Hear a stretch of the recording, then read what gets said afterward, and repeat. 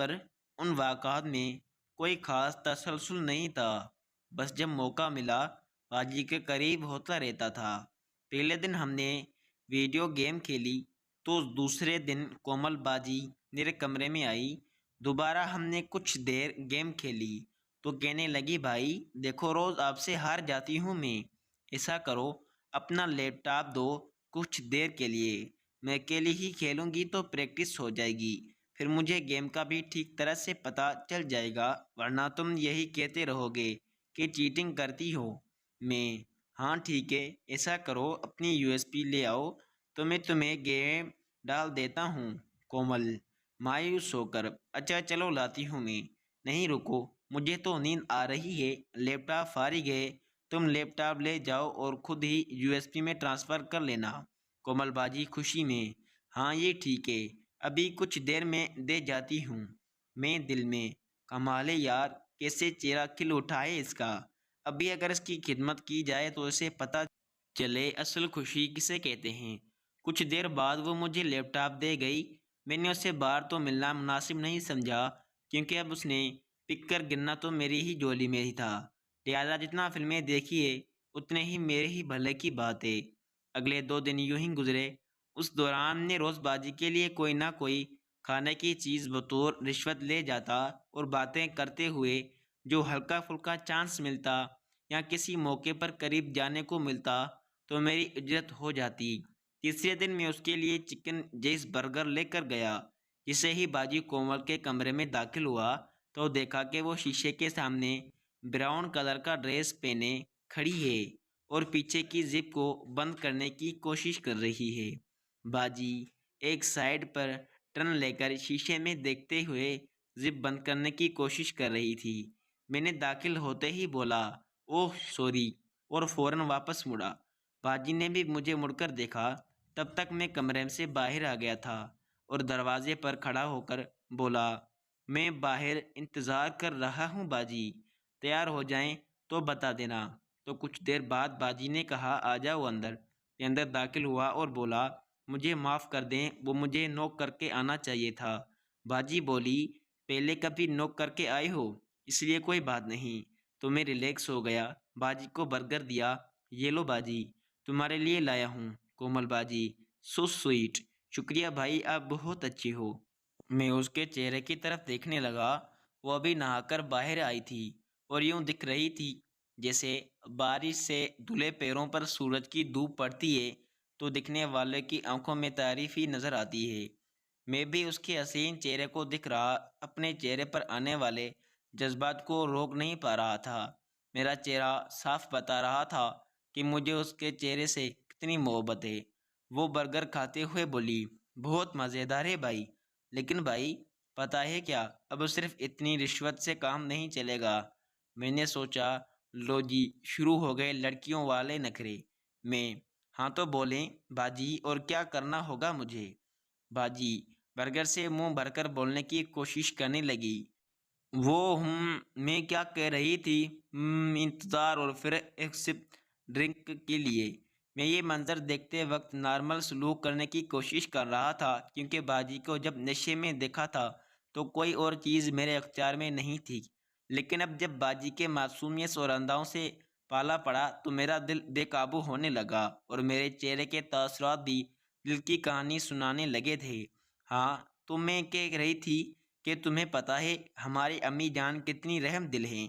इन्होंने कोई school join कर लिया है, फ्री लेक्चर्स देंगी वहाँ पर, इसलिए सुबह का नाश्ता भी मुझे बनाना होगा और दोपहर का खाना भी। बाजी जुमले की आखिरी हिस्से को यूं बोले जैसे कोई क़यामत आ गई हो उसकी नन्ही सी जान पर। मैं सोचने लगा, अरे बेवकूफ़ रानी, ये अम्मी का क्या जिक्र छेड़ दिया तूने। उस बेचारी का भी अबकार वाला चल रहा है, कोई पता नहीं स्कूल की जगह कोई पहले क्लब ज्वाइन कर लिया हो। हाँ तो इसमें क्या है, खाना तो आप पहले भी बनाती हो। बाजी कोमल बाजी, हाँ लेकिन रोज़ नहीं, और वो भी 2 टाइम का। ने, हाँ तो अब बना लो ना, मेरा मतलब क्या फ़र्क पड़ता है।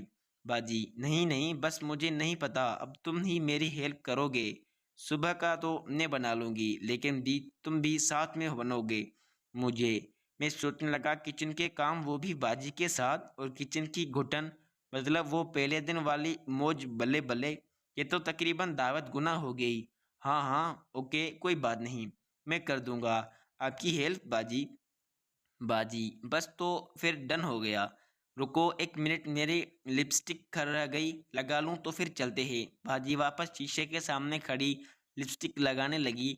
मैंने देखा बाजी की जिप अभी भी बुरी तरह बंद नहीं थी। मैं हुस्न के खजाने के इस छोटी सी खिड़की में इतना गम हो गया था कि मुझे आइडिया ही नहीं हुआ कि कोमल बाजी ने मुझे शीशे से देख लिया था। बाजी ने अचानक गला साफ किया। मैं फौरन होश में आया। बाजी आईने में से अपनी गजाल आंखों में सवालिया निशान लिए मुझे देखते ही पाया तो फौरन मेरे माथे पर पसीना छूट गया। मैं अच्छा बाजी अब मैं चलता हूँ फिर, हाँ रात के खाने पर मिलते हैं। बाजी कोमल की आंखों में अभी भी बहुत सवाल थे। मैं वो बाजी तुम काफ़ी काफ़ी कुछ और बोला तो मार पड़ जाएगी। बेवकूफ़ कोमल बाजी कुछ कहा तुमने? मैं नहीं नहीं, वो मैं कहता था बाजी कि आप बहुत खूबसूरत लग रही हो इस ड्रेस में। कोमल बाजी मुस्कुराते हुए शुक्रिया भाई, वो तो मैं हूँ ही। फिर मैं वापस मुड़ और चल दिया। दो ही कदम चला था कि फिर हिम्मत इकट्ठी की और वापस मुड़कर बाजी से बोला, बाजी एक बात कहूँ, माइंड तो नहीं करेंगी आप? बाजी भी मुड़ चुकी थी, बाजी का चेहरा मेरी तरफ था। हाँ बोलो भाई। ने वो बाजी ज़रा तवज्जो देंगी आपकी कि जिप अभी भी ठीक से बंद नहीं है।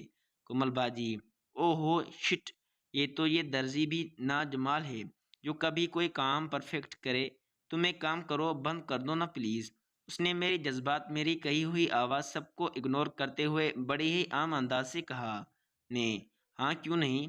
बाजी वापस मुड़ी आईने की तरफ और अपने सिल्की बालों को एक हाथ से उठाकर आगे कंधे पर डाल दिया। जिप लगाते वक्त मैंने आईने में बाजी के हसीन चेहरे की तरफ देखा और दिल एक गाना गंगाने लगा। शायद सच कहते हैं कि दिल को दिल से राह होती है। बाजी के चेहरे पर ऐसे रिएक्शन आए जैसे मैंने मुंह से गंगना कर दिया, ये कह दिया हो। जिप लग चुकी थी। वो फौरन मुड़ी और बोला कहते हुए बोली, वो मैं शायद मोटी होती जा रही हूँ।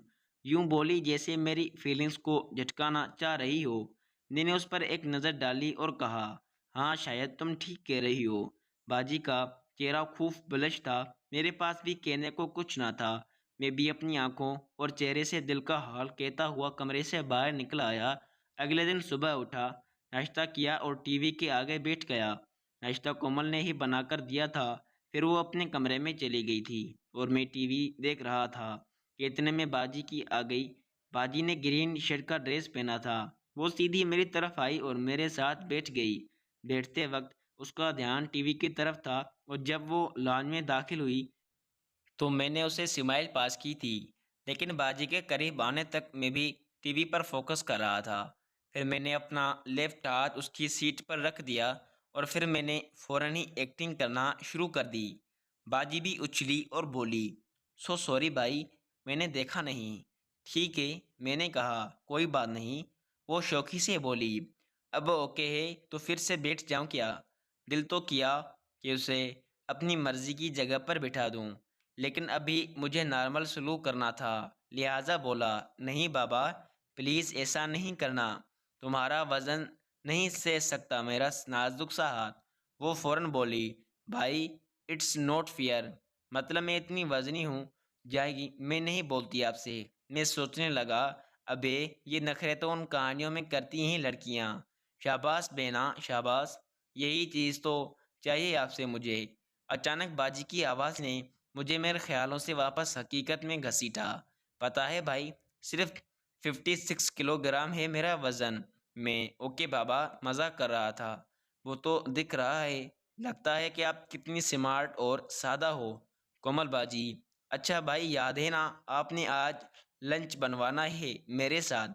आपको भी फुल ड्रेन कर दूंगी ताकि बीवी के खूब खिदमत कर सको।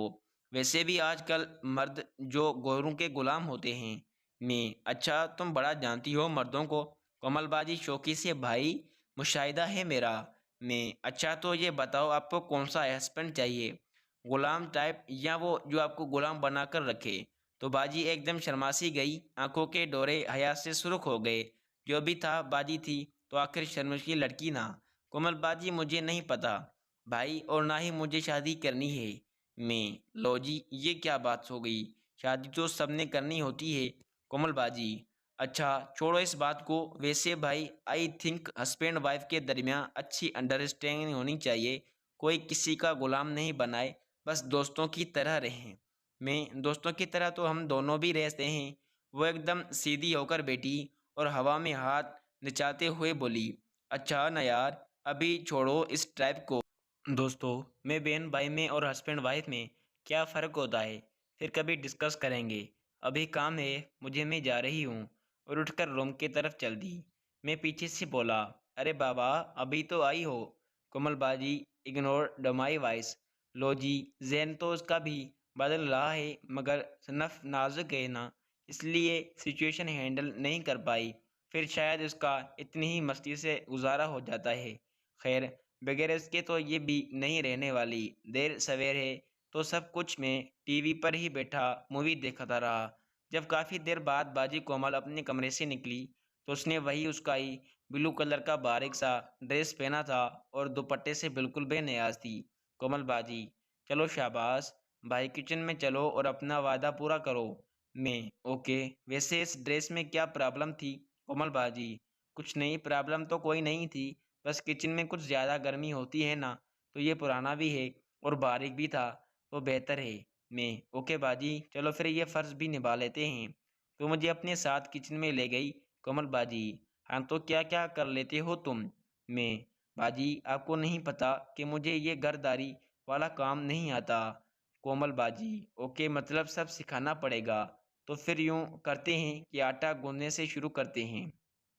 पाजी ने सूखा आटा निकाला, परात में डाला और मुझे भी नीचे झुके पर बेटे को कहा और पानी डालकर मिक्स करने लगी। मिक्स हो गया तो गूंदने की बारी आई। कोमल बाजी लो जी, अब गूंद लो तुमसे। मैं मगर कैसे? कोमल बाजी इसे बाबा। वो आटा गूंदने लगी। मैं बाजी को ही देखता रहा। इतने में मुझे बाजी की आवाज़ सुनाई दी। मैं ख्यालों से वापस एक झटके में बोल उठा, भैया ठीक कहना है ना मैंने? बाजी ने मुझे यूं देखते शायद नोट कर लिया था। मैं हाँ हाँ ठीक कहा। कोमल बाजी का ख्याल ठीक कहा। जब सुना नहीं तुमने, पता नहीं कहाँ है ध्यान तुम्हारा। चेहरे पर बनावटी गुस्सा लाकर उसने आंखों को तरचे जवाए में घुमाकर कहा, फिर बोली, चलो अब जैसे मैं गूंद रही थी अब तुम भी गूंदो इसे। मैं तब तक सलाद काटती हूँ। तब ये कहकर फ्रिज की तरफ चल दी। मर गया, अब बाजी के चक्कर में ऐसे ऐसे काम भी करना पड़ेंगे।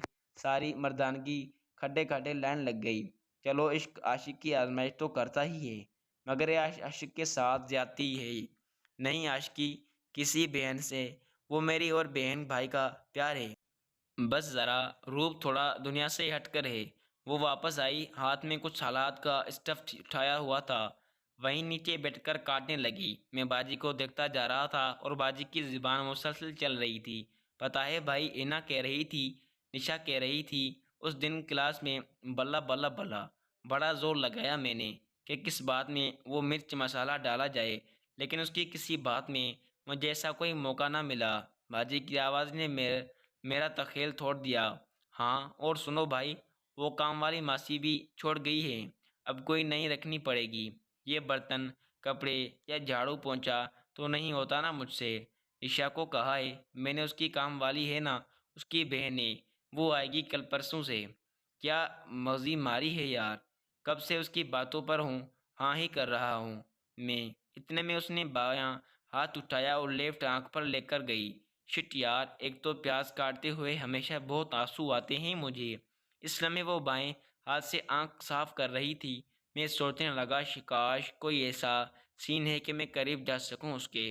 मैं फ़ौरन बोला, अच्छा हमेशा आंसू बहुत आते हैं।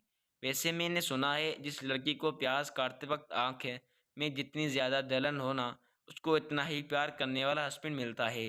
कोमल बाजी हस्बैंड नहीं बुद्धू, सांस मिलती है। अच्छा फिर मैंने गलत सुना होगा। सुना तो सास के ही था, मगर काम की बात सास के जिक्र में तो नहीं निकलती ना। चलो वैसे भी एक ही बात है।